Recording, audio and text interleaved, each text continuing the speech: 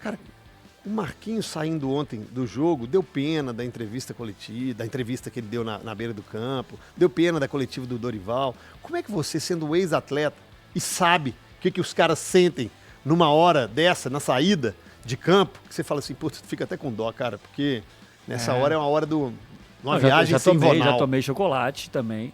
Mas Brasil e Argentina, puxa, o Marquinhos ali, eu acompanhei a entrevista dele também, não tem o que falar. Ele até foi bem, não tinha o que falar, ele falou, culpa nossa, culpa é do Dorival, culpa de todo mundo, as coisas precisam mudar, não tem o que você falar, quanto menos você falar naquele momento, é melhor, porque você corre risco de conseguir piorar o que já dificilmente pioraria. Mas falando do jogo, não, tem tanta coisa pra gente falar desse jogo, CJ. O jogo semelhante ao 7-1. O jogo parecia um time profissional contra um time de sub-15. Nem um sub-20. Um sub-20 muitas vezes até mais competitivo. Cara, eu não sei o sentimento primeiro, né, ali de torcedor da seleção. Você fica com raiva. Mas chegou em um momento que eu fiquei com dó dos caras. Eu falei, cara, nada não acontecia. Vocês deu um exemplo aí do nosso joguinho, da nossa brincadeira. Era um amontoado. O bom desse jogo é pro torcedor que é um pouco mais saudosista e tem na cabeça aquilo, do jogo individual, do jogo, faltou criatividade, não sei o quê. CJ, esse foi um jogo que demonstrou quanto que a organização tática, quanto que o coletivo é muito mais importante do que o individual. Claro que não dá para você abrir mão ali da finalização, do final, do refino técnico, porque o time da Argentina joga muito, os jogadores sabem jogar bola. Senhora. Mas ontem não tinha nenhum Messi na Argentina. Se você pegar as prováveis bolas de ouro, no Brasil tinha muito mais do que na Argentina. Então ontem foi a prova do que o futebol coletivo. A gente tinha tido esse susto em 2014. Achei que nós tínhamos melhorado e tínhamos crescido. E nós estamos em 25, 11 anos depois, e a gente não viu nada de coletivo. Isso que foi o mais preocupante. Aí eu vi os comentários, faltou um camisa 10 no banco, faltou... Cara, você podia botar qualquer jogador do mundo ali. Ricardinho, na Sport TV, falou exatamente isso. O Ricardinho, ele virou e falou, gente, vocês podem colocar qualquer atacante do mundo, resgate. Eu ouvi o Roger falando do camisa 10. Eu não ouvi o Ricardinho. Disse assim, pode colocar qualquer atacante do mundo, do jeito que a bola não chega. E como o Brasil não trabalha a organização, não vai adiantar nada esse atacante aí. É claro que assim, alguns jogadores fizeram falta, eu acho que era um jogo muito pro Gerson, acho que o Bruno Guimarães também ajudaria, o próprio Gabriel Magalhães, assim, dá pra gente citar vários nomes. Obrigado, Joelton, obrigado. Cara, Joelton, deu dó do Joelton ontem. Então assim, o Brasil não teve nada. A outra coisa que é importante a gente ver no jogo de ontem, que a gente muitas vezes despreza, é importante jogar com os pés, CJ. O Bento com muita dificuldade, quando a bola ia no goleiro da Argentina, no Martínez. Cara, ele várias vezes a jogada iniciou com ele. O Brasil fazia uma pressão mal feita, mas a jogada saiu com ele. A importância de jogar com o pé. Então, o futebol evoluiu, CJ. Goleiro não tem que jogar com o pé. Cara, é tudo isso. É goleiro jogar com o pé, é pressão. Atacante tem que marcar. Atacante tem que pressionar zagueiro. Não existe mais essa possibilidade. Ok, quando você pegar um time muito inferior, você vai ganhar mesmo não sendo pressionante, não sendo agressivo. Quando você iguala, CJ, se você quer ganhar títulos, você tem que evoluir no futebol. Não tem mais espaço para isso. E o Brasil ontem, muitos erros, e eu concordo com o Cabido, o grande responsável por esse momento do Brasil é o Dorival. E a sua análise, Rafa, já pegando aqui o bonde, é somente o Dorival Júnior. Porque assim, vamos lá. A gente tá falando aqui dos jogadores, eu sei que muita gente tá com raiva e decepcionada com alguns atletas. Ontem tivemos partidas horríveis individualmente. Ninguém jogou, né, Cabidão? Você não salva um cara, velho. Horrível. O Arana ontem foi horrível, cara. O Joelinton ontem foi horrível. O Wesley eu tava com muita esperança com o Wesley. O Murilo mal, errando toda hora. Os caras sentiram o jogo mesmo. Nossa, muito, tremeram. O Brasil tremeu no Monumental, que nem tava tão pulsante assim não, tá, gente? tava bonita e tal, mas pulsante é com a torcida do River Plate lá. Quando o pau canta mesmo. Foi o que o Atlético pegou ano passado na Muito pelo semifinal contrário, da tá? Copa Libertadores. Os relatos é de que a torcida estava bastante silenciosa. O ingresso mais barato era R$500. Então, Então, é isso que eu falou. Não, pois é. Não tava pulsante, muito pelo contrário. Tava mortinho. Não, tava Morto. estádio... Pra quem conhece o futebol argentino, Pô, então, não nem tem o nada- torcedor Aquilo argentino. ali não tinha nada a ver, torcida de teatro da Argentina ontem. Mas os caras tremeram. Os caras tremeram, CJ. Uma passividade. Aí o Rafa lembra bem, no 7x1, eu estava em loco no 7x1, muito parecido. Eu achava, honestamente, aí eu tô até brincando com o Christian Romero, que ali seria 3-4 no primeiro tempo. Do jeito que a coisa tava andando, a passividade que o time se portava dentro de campo, porque a gente fala aqui muito da postura tática, e óbvio, o Brasil não teve ontem nenhuma, zero, né? Ontem, falando tática, zero. Mas os caras sentiram o jogo, CJ. E assim, aí eu já não sei o motivo, por que esses caras sentiram um Brasil e Argentina, sendo que eles são tão experientes.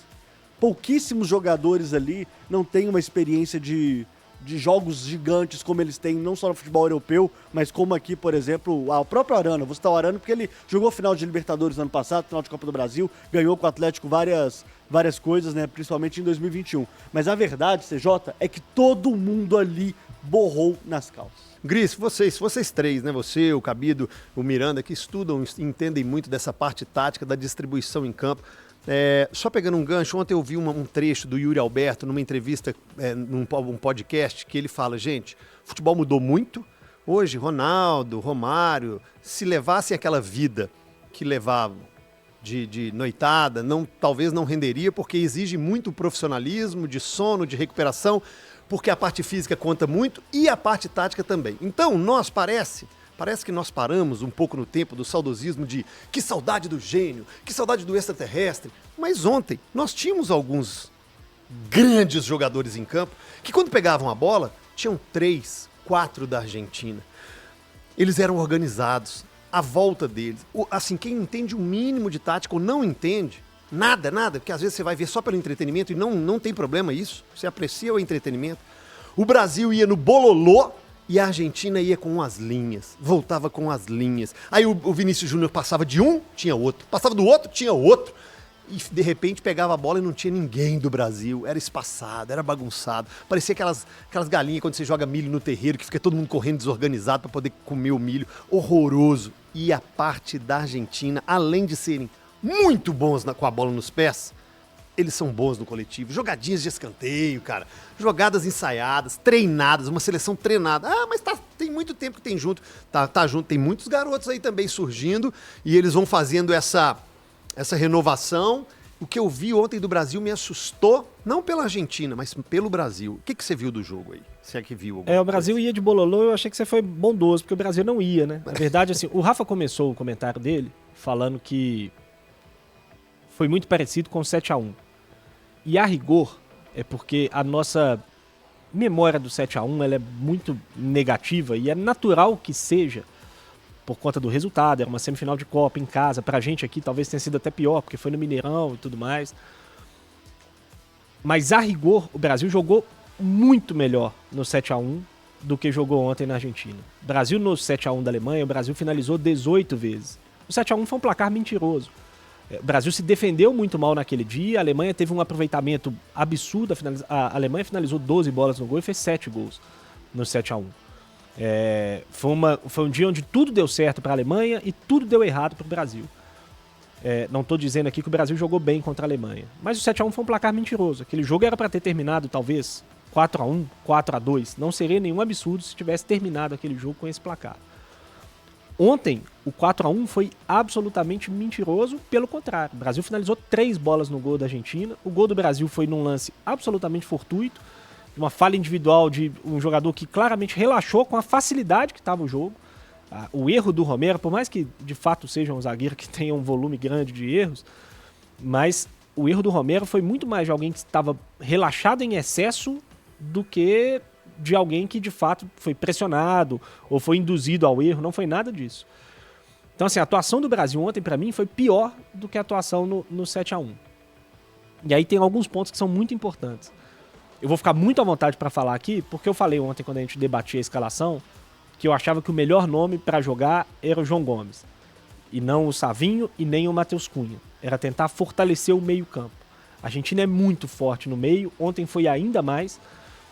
Talvez por saber da escalação da seleção brasileira, o Scaloni optou por não tirar o Paredes para voltar com o Depou.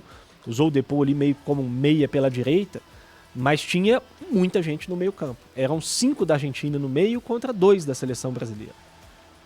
No início da semana, eu falei aqui, teve muita gente que entendeu mal, inclusive, o que eu falei, a respeito do Cruzeiro, que eu não acreditava no time que estava se desenhando para o Leonardo Jardim começar o Campeonato Brasileiro. E o problema foi muito parecido. Muito parecido. A seleção tinha 4 atacantes que contribuíam muito pouco na perda da bola. Até, assim, os 4 do Brasil muito mais pressionantes do que os 4 do Cruzeiro. São jogadores que têm mais capacidade de fazer uma pressão quando perde a bola e tudo. Mas que... Os 4 do... Sim, os 4 do Brasil melhor do que os 4 do Cruzeiro, nesse sentido. O Rafinha pressiona muito mais do que o Dudu, o Matheus Cunha pressiona muito mais do que o Caio Jorge, o Vinícius Júnior pressiona muito mais do que o Gabigol, etc. O Vini Júnior mais ou menos, né? Mas tem uma capacidade maior. Também não é um jogador de muita pressão, mas é um jogador que tá mais acostumado a pressionar um pouco mais alto, a jogar dessa forma e tudo mais. Mas o ponto é que você tem 4 atacantes que pressionam pouco, que vão voltar pouco, que não vão ficar o tempo inteiro ultrapassando linha da bola para defender e tudo mais. E aí, 2 jogadores, cara, que deu pena no meio campo. Acho que o Joelinton jogou mal, acho que o André jogou mal. Mas eu acho que você podia colocar o Gerson, que ele ia jogar mal, você podia colocar o Bruno Guimarães, que ele ia jogar mal, você podia colocar o Modric, que ele ia jogar mal, você podia escolher qualquer volante do mundo para jogar ali, que eles iam jogar mal, porque eram 5 contra 2. É uma questão matemática. E o que mais me incomodou dentro do jogo foi a incapacidade do Dorival de enxergar o problema. O Dorival fez 5 mudanças no jogo e ele não mudou nada a rigor. Ele mudou peças. E o problema não eram as peças. Quando você tem um time que 11 jogadores estão jogando mal, e eu não vou nem 11, 10. Acho que o Matheus Cunha fez um bom jogo. Dentro de todas as dificuldades, dentro de todas as limitações da partida, o Matheus Cunha fez algo. Ele tentou pressionar, ele tentou baixar para buscar a bola quando ele viu que estava difícil. Enfim, acho que ele tentou algo.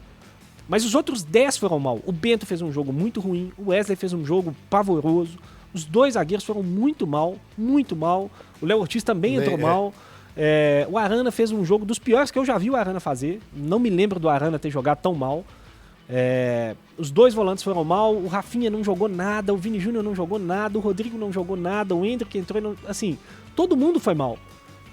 Quando todo mundo vai mal, o problema é o sistema, é porque o seu time não está conseguindo jogar, e o Brasil não conseguiu jogar. A Argentina construiu uma vitória com extrema facilidade, com uma naturalidade impressionante, e só não foi pior porque, assim, não era um jogo tão à vera, né? A Argentina já entrou em campo classificada para a Copa, por conta do resultado da Bolívia.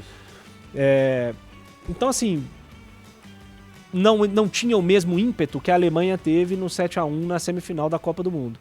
Porque se tivesse, provavelmente ela faria 5, 6, 7 também no Brasil ontem. Pavoroso, CJ, muito preocupante e, assim, né? Também fico muito à vontade para falar, porque sempre defendi o trabalho do Tite aqui. Ainda tem muita gente que não gosta do trabalho do Tite, porque perdeu Copa, o que é um negócio, assim, maluco. A gente teve 22 edições de Copa do Mundo, o Brasil participou de todas elas, ganhou 5. O Brasil mais perde do que ganha em Copa do Mundo. Todas as seleções mais perdem do que ganham em Copa do Mundo. O Brasil, na média, ele ganha uma Copa a cada 4 ou 5. E é a seleção que mais ganha Copa, que a gente está falando. Mas... Por conta dessas derrotas... Repito, CJ, perder em Copa, por mais que seja dolorido, mas todo mundo quer ganhar e tudo, é normal. Você perder em quartas de final de Copa do Mundo como o Brasil perdeu, é normal, acontece, é do jogo. É um torneio de um mês onde muita coisa pode acontecer. Mas o Brasil tinha um trabalho sólido e um time sólido. O Brasil levou com o Tite em 81 jogos, 30 gols. Depois do Tite, em 25 jogos, são 31 gols sofridos. Não dá para normalizar, CJ. Vamos falar mais de seleção. Quando eu trouxe essa resenha do Yuri Alberto, é só para ilustrar que ele falou que a genialidade não basta. É importante ter gênios e extraterrestres no time? É claro que é importante. Quem não queria ter um Romário? Quem não queria ter o Rivaldo? Quem não queria ter um fenômeno? Um Ronaldinho Gaúcho? Claro que queria. Claro que nós queríamos. A genialidade hoje não basta. A organização grita e grita muito. Sabe? A parte tática grita e grita muito, porque você vê jogadores não tão excepcionais assim em um time organizado virando quase excepcionais. Cara, caramba, como joga. Claro, tá aparecendo o tempo inteiro, tá com a bola no pé, toca, aparece, dá opção. Então essa organização, essa boa distribuição faz com que esses, não vou dizer bagres, porque não tem que ter bagre em seleção, mas aqueles jogadores que não são tão geniais assim, possam crescer no seu futebol. Só esse genialidade, somos pentacampeão, 5 estrelas, ai, isso não existe mais não, tá, gente? Baixa a bola, organiza, treina, porque ontem foi uma vergonha, deu dó, deu pena, nossa, não tenho nem mais adjetivos.